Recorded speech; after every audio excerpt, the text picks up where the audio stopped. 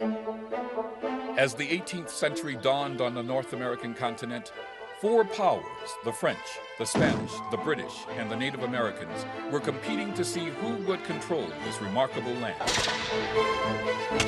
However, after half a century of almost continuous wars, a new force emerged, the Americans. It would be the Americans, not the other four powers, who would control what would become the United States. In the process, the Americans created, by the end of the 18th century, the greatest experiment in self-government the world has ever seen.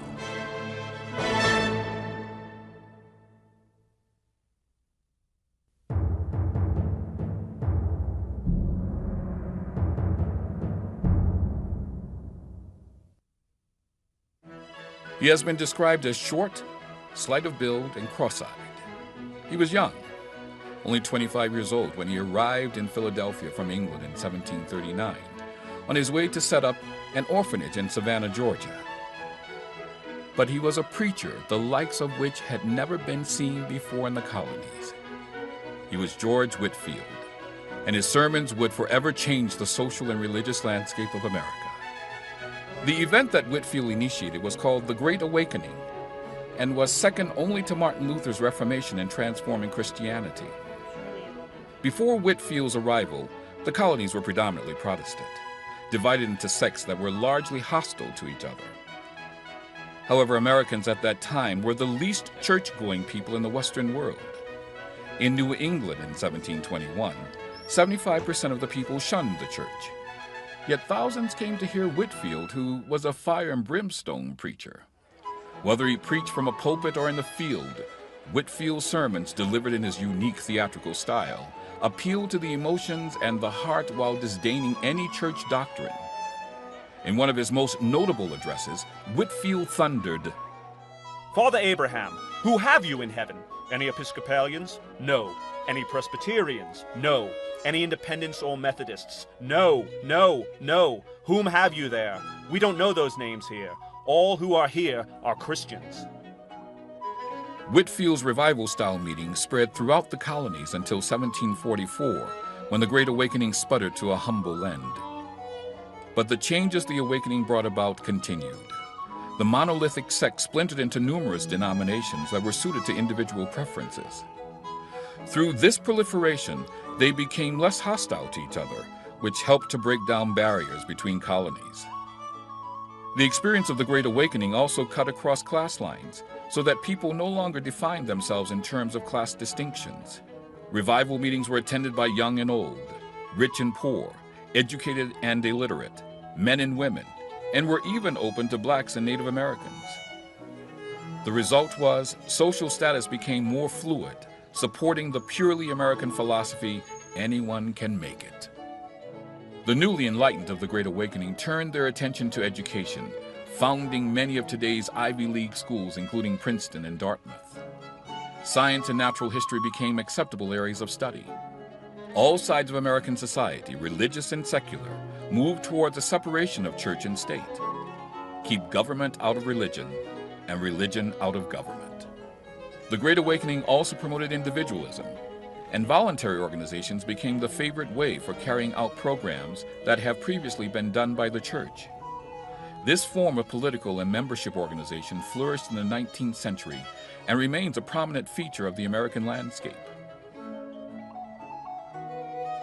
Today, fire and brimstone preachers can still be found on TV or sermonizing under a tent, but never again has American society been dominated by this evangelical style of Christianity, as were the colonies from 1739 to 1744. George Whitefield himself died in Philadelphia in 1770.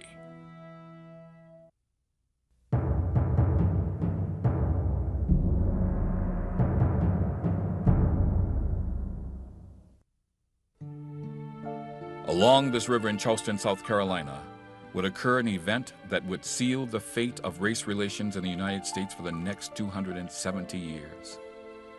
During the 18th century, black slavery was endemic in the British colonies, as well as the Spanish and French colonies. Slavery started early in 1619 with the arrival at Jamestown, Virginia, of a ship carrying 20 black slaves. For the next 189 years, ships arriving from West Africa carried black slaves as cargo to the New World in the largest forced migration the world has ever seen. The black Africans were transported in the most dreadful of conditions. Still, during the 17th century, the black population remained small. Only in the 18th century, when the European style of farming was replaced by the large plantations started in the Chesapeake Bay area of Maryland and the tidewater areas of Virginia and Carolina, did their numbers grow. By the year 1739, South Carolina had over 32,000 slaves, and blacks were the majority population. A Swiss visitor at the time wrote, "This colony looks more like a Negro country than a country settled by white people." In South Carolina, black opposition to slavery was a way of life, and the potential for open violence terrified many whites. Consequently, colonial officials urged armed militias to patrol for suspicious blacks. By the summer of 1739, South Carolina's black majority seethed with resistance to slavery. Many of the slaves in the area came from present-day Angola, Africa, spoke the same language, and had kinship ties. But most of all, they were united by the drumbeat of freedom and the cry of liberty. Very quickly, in many counties, open rebellion erupted. In Charleston, a group of slaves set out for St. Augustine, Florida, and freedom. Before they were stopped, 21 whites and 44 blacks were killed. In the township of Berkeley, slaves struck again for freedom. But the most imposing revolt happened at Stono River. There, a slave named Cato led a group of 20 slaves against their white masters. They killed 2 warehouse guards and stole guns and gunpowder and fled south, killing whites and gathering more slaves as they went until their numbers swelled to 80. South Carolina officials called out the militia, which subdued the revolt. 25 whites and 50 blacks were killed in the battle. But the effects of the Stono slave rebellion reached far into the future and cemented for all time Southern fears of blacks. It drew the color line with a bold marker and forbade anyone to help blacks. By 1740, the slavery system in colonial America was fully developed.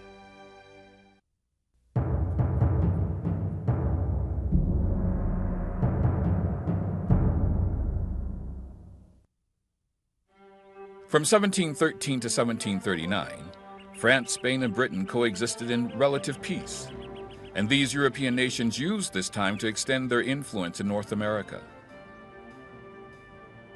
The British colonies pushed westward to Appalachia.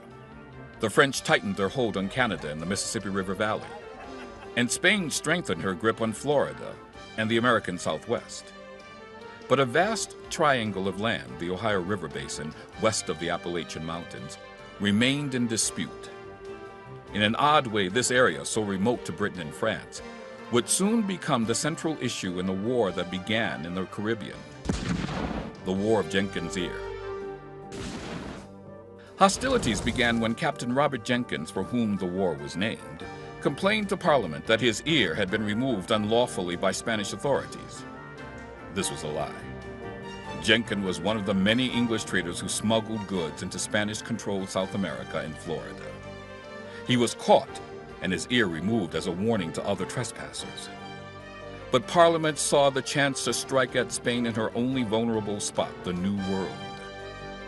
It declared war against the advice of the English Prime Minister, Robert Walpole.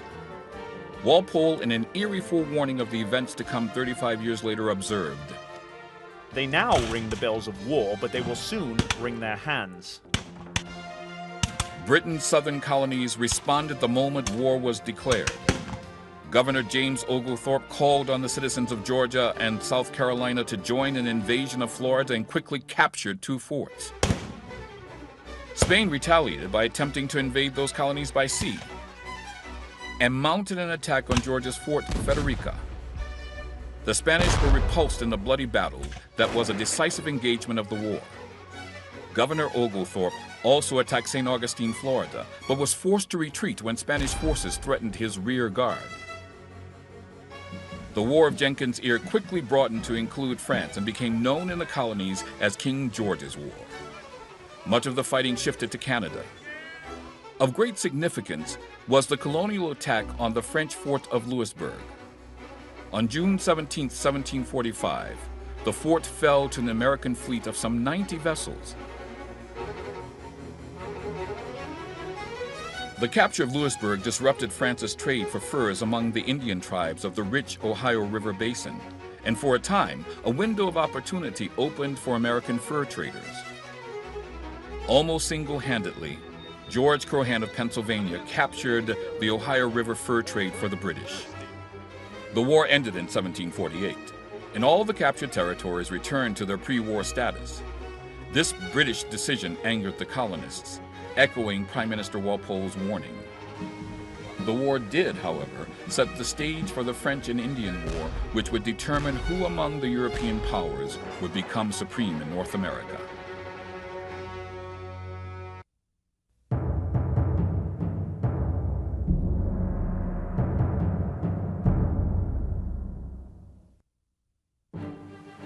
What do the Lazy Platte River, Nebraska, and the chilly coast of Alaska have in common?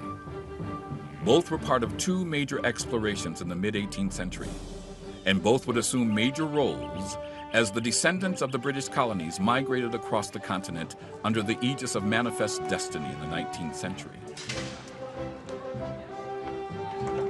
By 1739, the French had established forts up and down the Mississippi River. Starting from Fort Cahokia, near present-day St. Louis, Missouri, two Canadian brothers, Pierre and Paul Mallet, and 6 other Frenchmen began a journey of critical discovery. They traveled up the Missouri and then followed a wide, shallow river they would name the Platte, eventually reaching the foothills of the Rocky Mountains near present-day Denver, Colorado. They would be the first Europeans to see those magnificent peaks. From there, the exploration team traveled south to Santa Fe, New Mexico, a Spanish trading center at that time. The brothers continued the French tradition of exploration for which the French were particularly well suited. They were excellent frontiersmen, capable of living off the land and in harmony with the Native Americans. The route the French brothers traversed would be repeated thousands of times in the 19th century. The land itself would become the core of the Louisiana Purchase in 1803. And by the middle of the 19th century, countless covered wagons would follow in the Mallet brothers' footsteps on the first leg of the Oregon Trail as pioneers traveled to the west coast of the continent.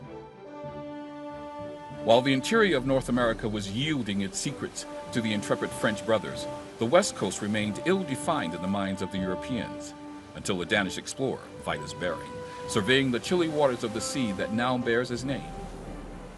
This proved conclusively that North America was a separate continent from Asia.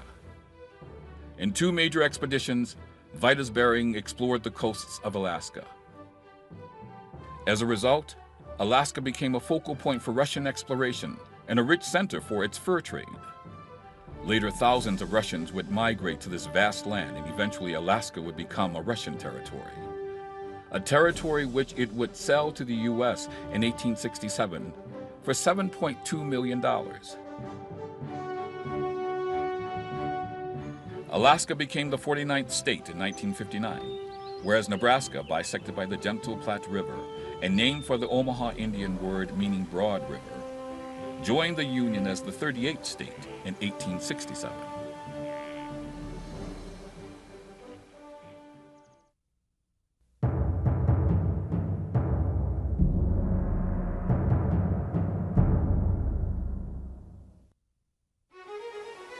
Land being cheap in that country, hardy young laboring men who understand the husbandry of corn and cattle may easily establish themselves there. Multitudes of poor people from England, Ireland, Scotland, and Germany have by this means in a few years become wealthy farmers who in their own countries could never have emerged from the poor condition wherein they were born. Benjamin Franklin. The land Benjamin Franklin wrote about was the vast country of the Ohio River Basin west of the Appalachian Mountains. By 1740, the North American population reached 700,000, and by 1750 it exceeded 1 million. Scots, Irish, and German immigrants flooded into British colonies seeking homesteads. Problems arose from the scarcity of good agricultural land. The most suitable farmland along the coasts had already been settled, and as the immigrants pushed westward, they quickly came up against the barrier of the Appalachian Mountains.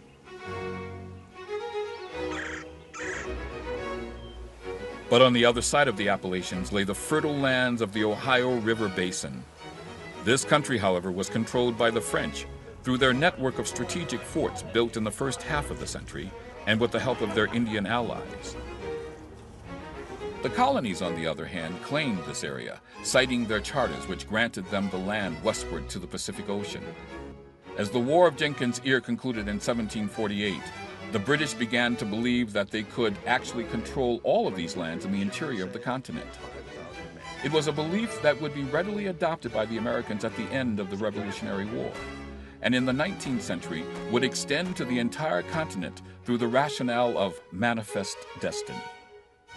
The first step in this process began with the creation of the Ohio Land Company in 1747.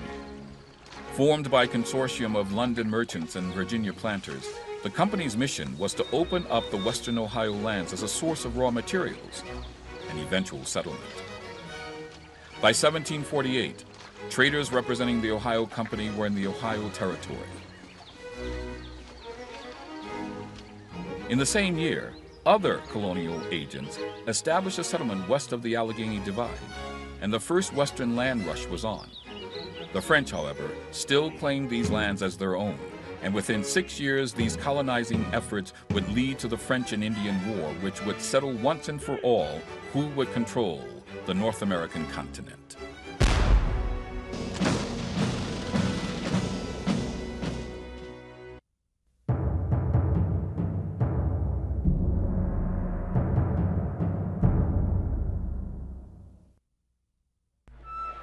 While European immigrants poured into the British colonies along the Atlantic seaboard during the first half of the 18th century, another migration occurred just as vast, covering even a larger amount of land, as Native Americans poured onto the North American Great Plains. Horses had evolved on the North American continent, but when Europeans arrived in the 16th century, they had become extinct.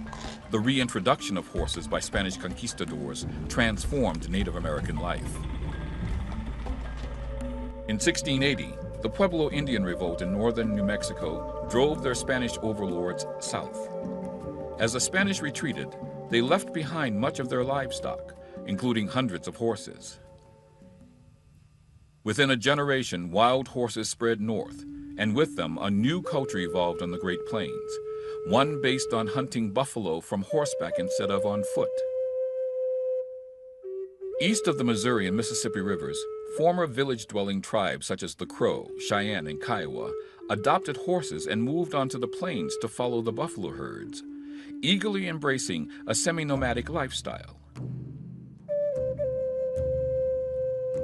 In particular, the Lakota became the northern powerhouse of the plains, and to the south, the Comanche established a powerful empire of their own.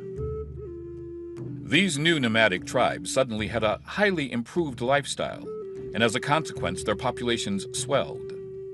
At the same time, French traders exchanged guns for buffalo hides, so that by 1750, the Plains Indians developed into a warrior culture. A French trader of that period described a Pawnee village after warriors returned with dead comrades from a raid on the Comanche. Holding a bow in one hand and an arrow in the other, the mothers sang near the bodies of their sons in a song both gay and martial, thanking them for having given them the satisfaction of seeing men die at the hands of the enemy. Of the Europeans, it was the Spanish who felt the wrath of the Plains Indians. For the first time, a Native American population defeated a European power, as a Presidio commander in Texas noted in 1759. The enemy is so superior in firearms, as well as in numbers, that our destruction seems probable. Indeed, the northern frontier of Spain, in the last part of the 18th century, was constantly pushed southward.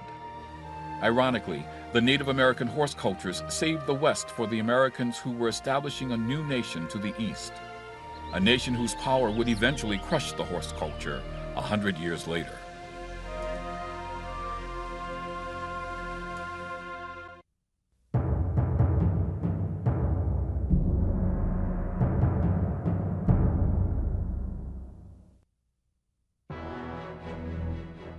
The mighty American iron and steel industry that cast the machines which carried the United States through the Industrial Revolution and forged the nation into the preeminent world power of today can trace its origins back to small backyard forges in the 18th century.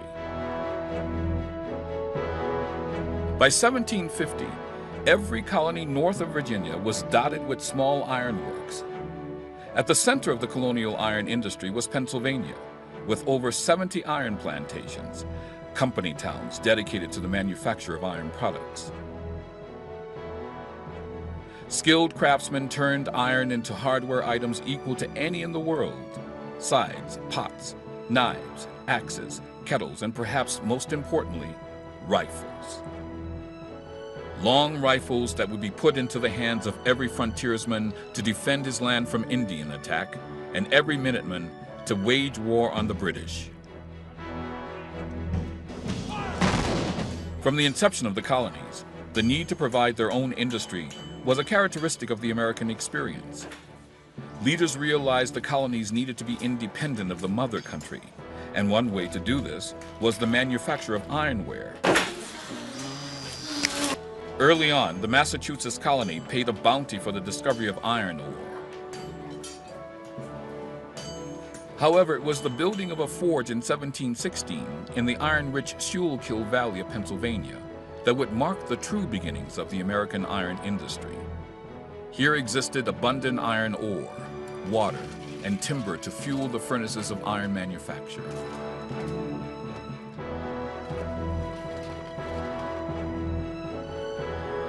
From the British perspective, the manufacturing of iron into useful products was not the way colonial trade should work. The colonies were supposed to send raw materials to the mother country in exchange for manufactured goods. Only now, they were creating finished iron goods, not only for themselves, but also for world export. The result was the idling of thousands of British iron workers. Consequently, in 1750, Britain's Parliament passed the Iron Act, which essentially forbid the building of new iron forges in the colonies, while at the same time encouraging the export of pig iron to Britain.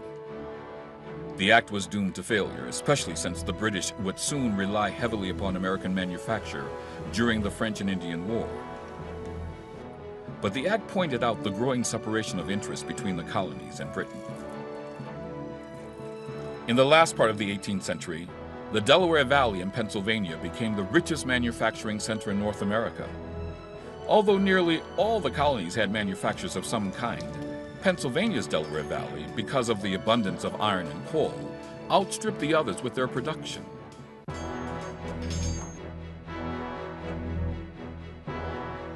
The label land of opportunity might seem a trite phrase to those of us looking back 300 years, but the greatest industrial nation on the planet rose above the manufactures of Britain and Europe exactly because opportunity did exist in this wild, untamed land of the 18th century.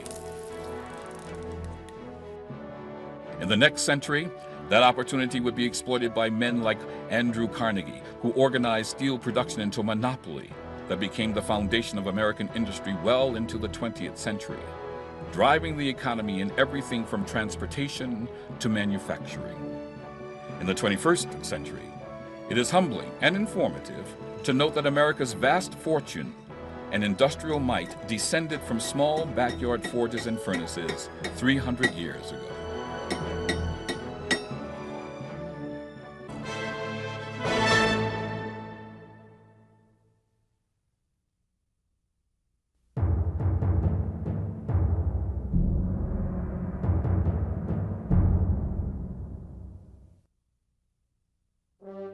As the 18th century dawned, American and European immigrants were on the move. No longer was life in the 13 colonies based on mere survival.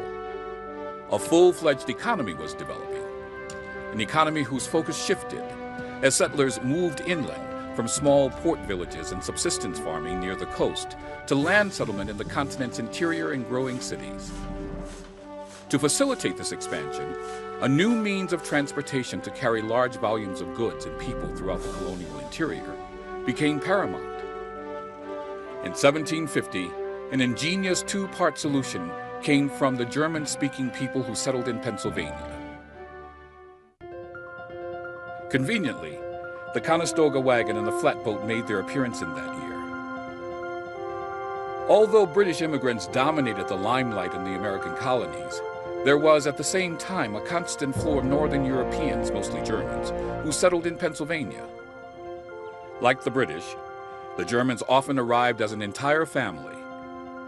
By 1750, it was generally agreed they were the best farmers in the New World.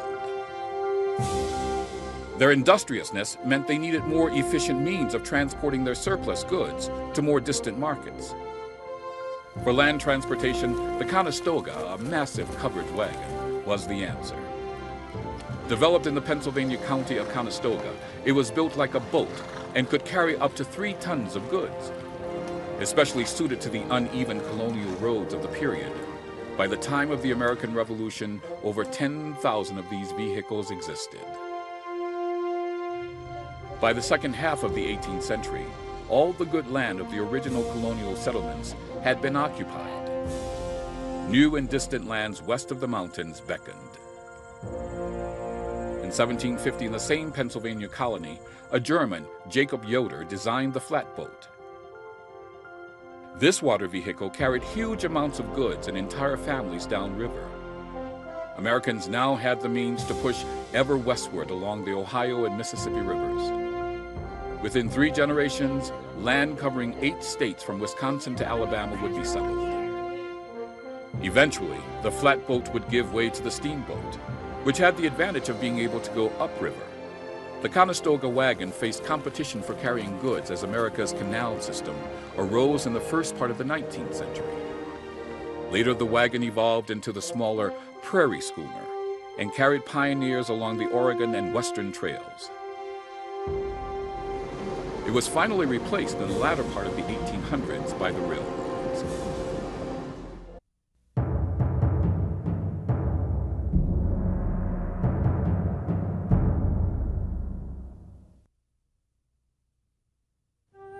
It is proposed humble application be made for an Act of Parliament of Great Britain, by virtue of which one general government may be formed in America, including all the said colonies, within and under which government each colony may retain its present constitution, that the said general government be administered by a President General, to be appointed and supported by the Crown, and a Grand Council to be chosen by the representatives of the people. Benjamin Franklin. These opening lines of a plan for an intercolonial union were presented to representatives at a meeting in Albany, New York in the year 1754. Many of these delegates had been born in the United States and had never been to Europe. Perhaps the most fitting question to ask of this moment in history was, were these men British subjects, or were they becoming something else? At Albany, Benjamin Franklin argued that they were becoming something else, and to underscore his point, ran in his Pennsylvania Gazette newspaper a woodcut of a disjointed snake with the nation's first slogan, "Join or die." However, Franklin soon realized that in 1754 the time was not yet right for union. Everyone cries a union is necessary, but when they come to the manner and form of the union, their weak noodles are perfectly distracted. Benjamin Franklin. Franklin's Albany plan of union was doomed to failure from the start. The colonies were still not sufficiently enjoined to form a union against a common enemy. The necessity of union would be shown them in the French and Indian War, and the actions by the Crown in the decade following the war's end. But the plan was important in that it laid out the blueprint for the representative kind of government that would later bear fruit in the Constitution of the United States.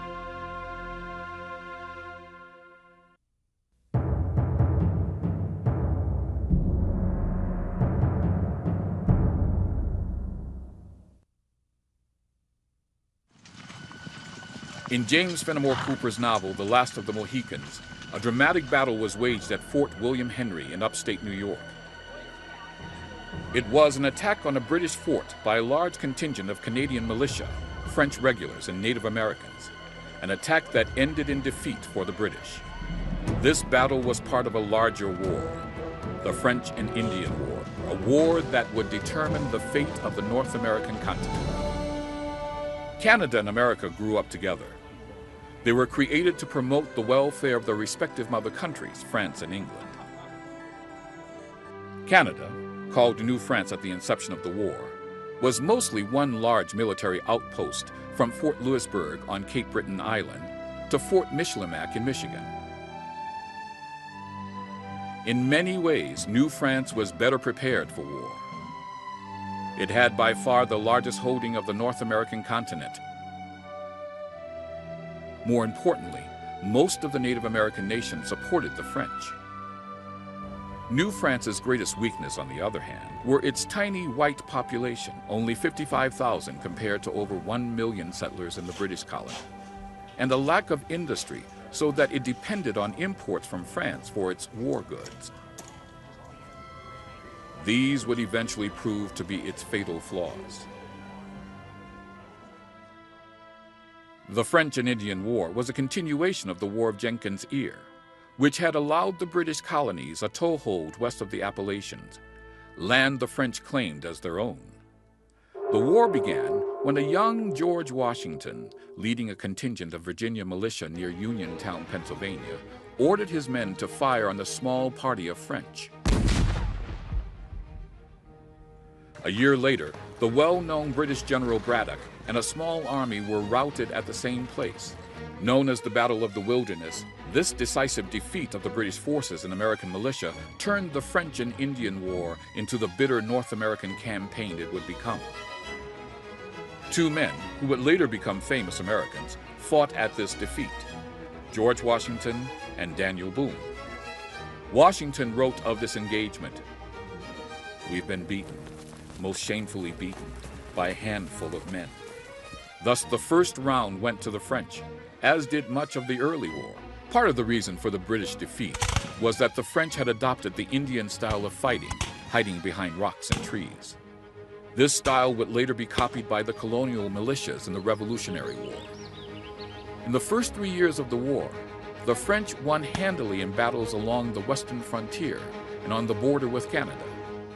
However, in 1758, William Pitt came into power in England and brought with him a new approach to the war. I believe that I can save this nation and that no one else can. William Pitt. The old British strategy was to contain the French in the New World while winning the war in Europe. Pitt turned this completely around.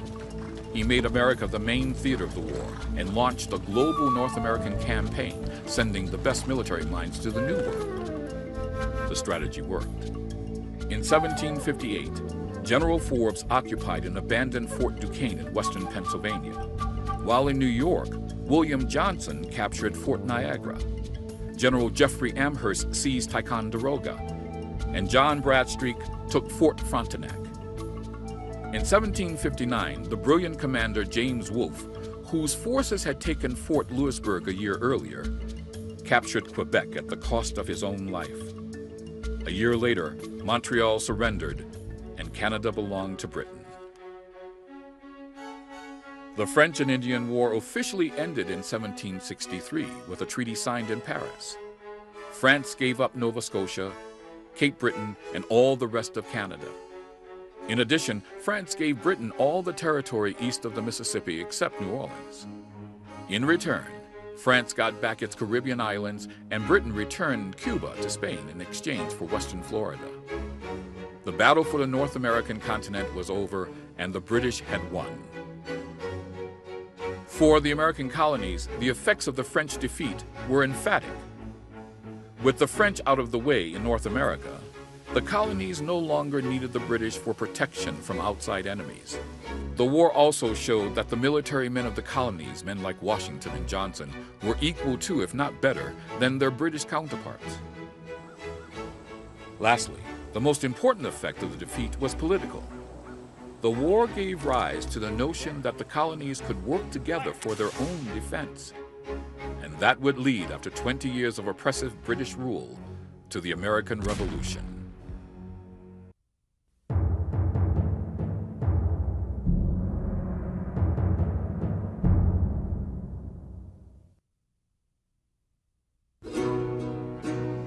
He is the least known of the United States founding fathers. He reportedly coined the phrase, "taxation without representation is tyranny." And with John Adams looking on, he was the first American lawyer to argue in court for the doctrine of natural law, the underlying rights of all citizens which would form the base of the Bill of Rights. By 1760, Britain was winning the French and Indian War. However, there was alarm over the amount of colonial shipping that was still going to France.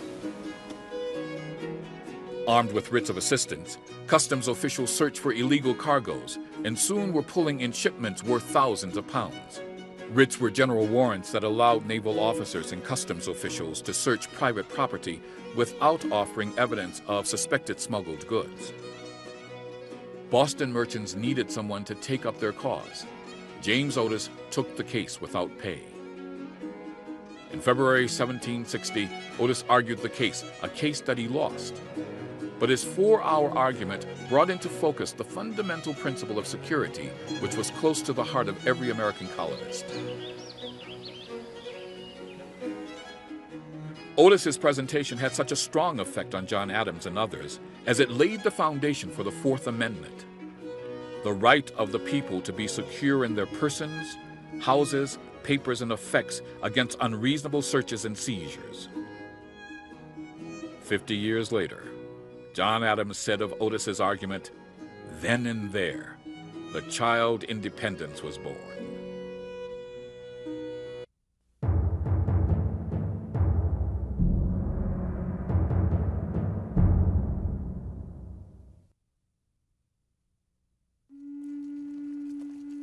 For a brief moment in American history, he had welded the Indian nations of the upper Great Lakes region into a powerful adversary of the British colonies.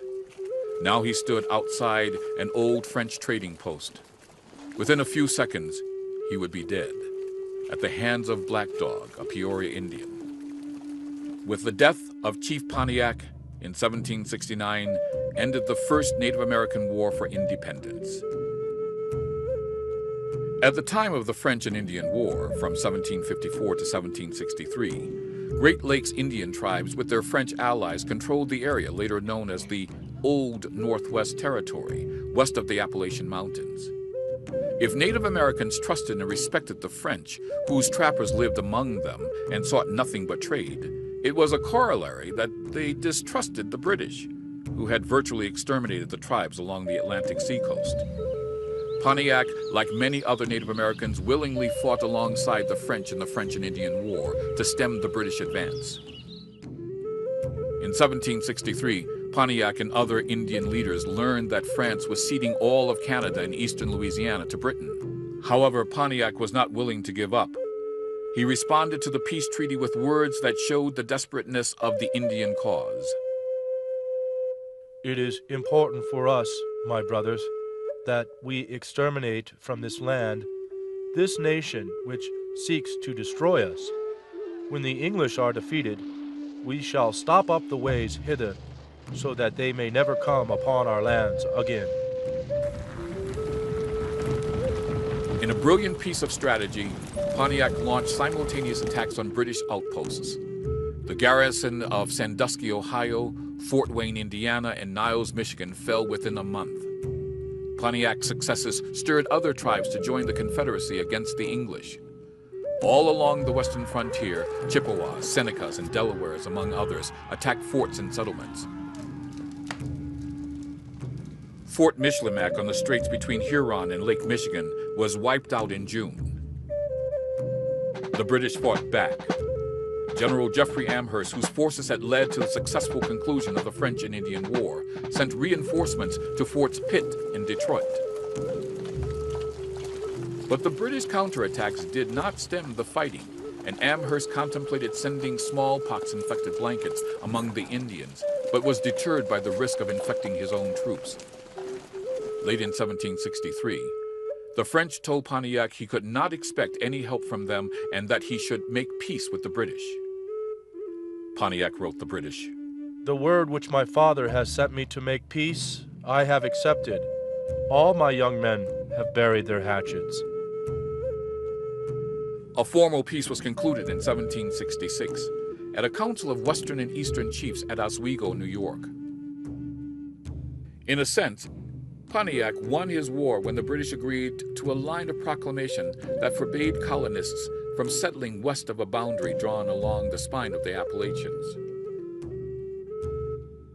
But Pontiac's war also showed the fragile nature of any Indian confederacy. The last attempt at such a union would end with the Battle of Tippecanoe and the defeat of Tecumseh's Federation nearly 50 years later in present-day Indiana. Independent by nature, not understanding the white man's laws, the Indian tribes could be bargained with separately, and the result was the piecemeal selling of their lands, which would eventually lead to the removal of all Indian nations east of the Mississippi River by 1840.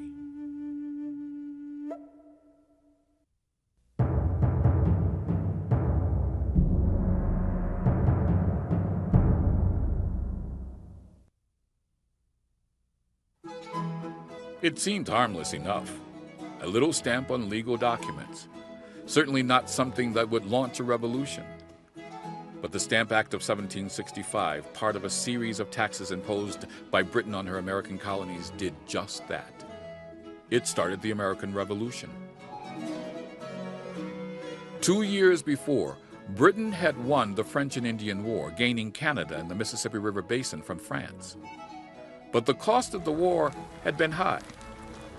Now the country was experiencing an economic depression, and the government was in debt. Britain's new Lord of the Treasury, George Grenville, drew up a plan to reduce that debt through a series of taxes on the colonies. At the time, Americans were the least taxed people in the Western world, and the British Parliament thought that the colonies would go along with new taxes to help the mother country. However, the British government made two fundamental mistakes. It did not understand the sentiment on taxation in the colonies, and it misjudged its own supremacy over America. The reaction to the Stamp Act was explosive. Since the Stamp Act required a fee or tax for all documents and newspapers, it affected every aspect of colonial life from commerce to marriage. To get the stamp, one needed to pay the government. Virginia reacted first. A young Patrick Henry, one of the great heroes of the American Revolution, rose in the Virginia House of Burgesses to read 7 resolutions against the Stamp Act. Old Guard members of the House reacted with cries of treason, to which Patrick Henry answered, "If this be treason, then make the most of it." Henry's resolutions against the Stamp Act were printed and widely circulated throughout the colonies. The reaction was at once momentous and even violent. In the fall of 1765, what became known as the Stamp Act Congress convened in New York. It consisted of representatives from 9 of the colonies. It was the first time the colonies had come together on their own. After 2.5 weeks, they accepted the right of the British Parliament to make laws for them, but rejected its right to tax them. Other reactions to the Stamp Act were more violent. Mobs calling themselves the Sons of Liberty attacked tax distributors, ransacking their homes and businesses. Britain's reaction to colonial protests were ambiguous. At that moment, Britain could have taken control of the colonies, but it did not. Instead, in the name of expediency, Parliament repealed the Stamp Act without it really ever taking effect. In that moment, the colonies were lost. The American Revolution had begun, and most of the British did not even know it, and a little stamp took its monumental place in history.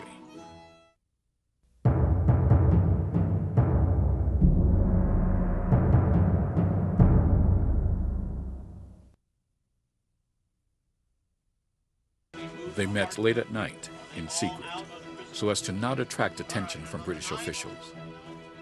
Their members came from the middle and upper classes. The British saw them as terrorists. They saw themselves as freedom fighters. They were the Sons of Liberty. The Sons of Liberty was a secret society springing up simultaneously in Massachusetts and New York in the year of 1765. Affiliates would soon spread throughout all the colonies. Their purpose was to organize patriotic action and shape public opinion against Britain. Ironically, the name Sons of Liberty derived from a debate in the British Parliament when Charles Townshend, a key proponent of taxes on the colonies, described them as children planted by our care, nourished by our indulgence, and protected by our arms. In response, a colonial defender called these patriots Sons of Liberty. Originally, the Sons of Liberty arose in opposition to the stamp tax of 1765. But after its repeal, they continued to foment colonial unrest by publicly condemning the idea of any external tax from Britain. The Sons of Liberty would incite mobs to violence against customs and tax officials. Their most famous protest would be called by later generations the Boston Tea Party. They also urged the seizing of a British cutter, the Gaspee, after it had run aground near Warwick, Rhode Island. They burned the ship and wounded the captain. Later, no one in Rhode Island would testify against the men responsible. Two of the most famous members of the Sons of Liberty were John Hancock and Samuel Adams. Adams, a true believer in the cause of liberty and freedom, was the most renowned firebrand of the American Revolution. A powerful writer, he disseminated his ideas in correspondence that circulated throughout the colonies. The most famous was the circular letter written in 1768. An essential, unalterable right in nature, that what man hath freely and honestly acquired is absolutely his own, which he may freely give, but cannot be taken from him without his consent. Samuel Adams. If Samuel Adams was the ideological leader of the Sons of Liberty, John Hancock was their patron. In fact, some would say Hancock, the richest man in Boston, bankrolled the American Revolution. Hancock would go on to serve as president of the Continental Congress. The first signer of the Declaration of Independence, his bold signature prompted such expressions as, "Put your John Hancock here," and "as good as my John Hancock." The Sons of Liberty disbanded in 1783, but there's little doubt that their clandestine and often violent activities played a major role in inciting the American Revolution.